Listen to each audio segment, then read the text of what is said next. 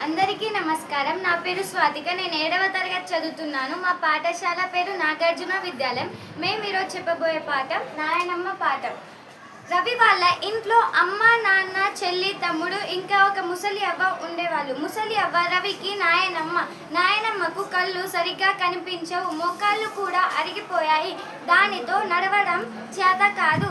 నాయనమ్మని చూడడానికి వచ్చిన వాళ్ళందరూ ఏం అవ్వ ఎట్లున్నావు అని అడిగితే నాయనమ్మ ఏం ఏం మంచిగుండు బిడ్డ, ఎవరికి చేతకాని బతుకైపోయింది అని చెప్తే వచ్చిన వాళ్ళందరూ ఏం కాదులే అవ్వ, అన్నిటికీ ఆ దేవుడు ఉన్నాడని చెప్తే నాయనమ్మ ముఖం మీద ఒక చిరునవ్వు వెలిగేది.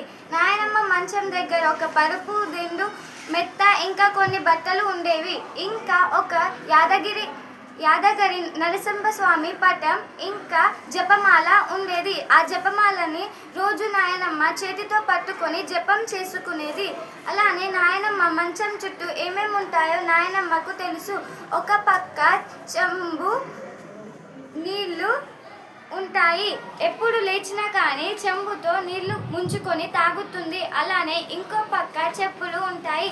ఎప్పుడు లేచినా కానీ కింద కాలు పెట్టంగానే చెప్పులు వాతంట అవే వేసుకుంటుంది.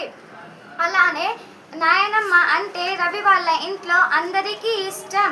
పొద్దున్నే అమ్మ నాన్న నాయనమ్మకు స్నానం చేయించడానికి తీసుకుపోతే స్నానం చేయించినాక మళ్ళీ మంచం మీదనే పెట్టినప్పుడు అమ్మ నాయనమ్మ తలను దువ్వుతుంటే నాయనమ్మ ముఖం మీద నీళ్ళ చుక్కలు మెరుస్తూ ఉంటాయి. దాంతో అమ్మ నాయనమ్మ ముసలి మీద ముద్దు పెడుతుంది.